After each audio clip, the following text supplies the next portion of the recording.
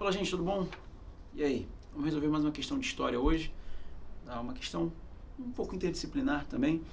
Fala sobre atualidade e ela aborda um tema bem interessante, que é sobre a disputa entre Argentina e Inglaterra pelo território das Ilhas Malvinas ou as Ilhas Falkland, como chamam os ingleses. Tem um textozinho aqui em cima, a gente vai passar direto para a questão e quando precisar eu volto no texto. Ocupadas pelos britânicos a partir da década de 1830, ainda hoje, como mostra a reportagem, as ilhas mencionadas são alvo de disputas entre Reino Unido e Argentina. A polêmica sobre o controle dessas ilhas é acentuada, na atualidade, pela seguinte característica da sociedade local.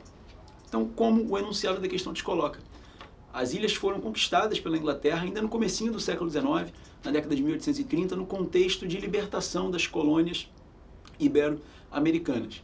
E naquele momento, as Ilhas Malvinas já serviam ali para a Inglaterra como um importante ponto na hora de estabelecer rotas comerciais. Ao longo de todo o século XX, a importância das ilhas cresceu, uma vez que ela serve de base para expedições para a Antártida, onde a Inglaterra consegue explorar ali algumas riquezas naturais bem interessantes. E as ilhas foram palco de uma guerra na década de 1980. Durante a ditadura argentina, a última ditadura, o governo local, pressionado pela população e sofrendo de uma certa crise, tentou estimular o nacionalismo argentino, iniciando uma guerra contra os ingleses. E essa guerra, gerada pela invasão da Argentina, as ilhas que foram, durante ali alguns dias, tomadas, ocupadas pelo exército argentino, acabaram gerando, num determinado momento, um fervor nacionalista enorme na população argentina. E a Inglaterra reagiu a isso de maneira muito violenta. Governada pela Margaret Thatcher naquele momento, ela mobiliza tropas militares em larga escala, envia essas tropas para as ilhas e rapidamente, de maneira humilhante, a Inglaterra consegue garantir a posse daquele território para ela mais uma vez. Com a crise argentina e o fim do governo militar, a posse fica então quase que de maneira incontestável com o governo inglês. E ainda assim, a ilha é palco de disputa hoje, como diz o enunciado da questão e como nos mostra o texto.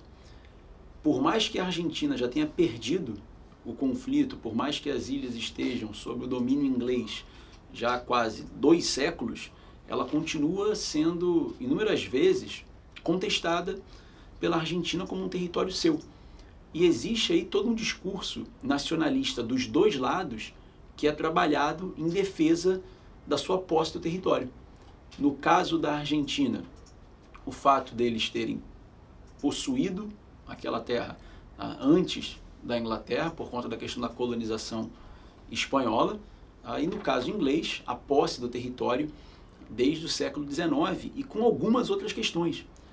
A Inglaterra defende muito o seu nacionalismo dentro das Falkland por conta de um aspecto que o texto nos coloca, onde ele diz assim, a catedral local é anglicana, o pastor prega em inglês, a língua oficial, apesar de o espanhol constar do currículo escolar. São 3.000 habitantes, 62 nacionalidades, mas só 29 argentinos. Então, isso acaba ratificando o discurso da Inglaterra de que o território é muito mais ligado à sua cultura nacional do que à cultura nacional argentina. A língua oficial da ilha é o inglês, existem pouquíssimos argentinos habitando o local, o espanhol é só uma língua secundária, a catedral já é anglicana, a religião oficial do Estado inglês. Então tudo isso acaba levando a um discurso que legitima a posse inglesa da ilha, enquanto os argentinos têm o seu próprio discurso nacionalista ligados ali à posse anterior das Malvinas. Então ele nos dá como opção o seguinte: a persistência das rivalidades entre as etnias latinas e europeias. Não, a gente não pode usar isso como argumento para responder a questão, porque essas rivalidades praticamente não existem. O isolamento da economia em contexto de globalização capitalista. Não, pelo contrário. As Malvinas estão muito bem inseridas no contexto aí econômico global, servindo inclusive de rota para a busca de riquezas. A vigência de costumes em oposição aos ideais pan-americanistas. Tá? O ideal pan-americano era o ideal ali de união da América, muito pregado pelo Bolívar no começo ali do movimento de independência da América Espanhola.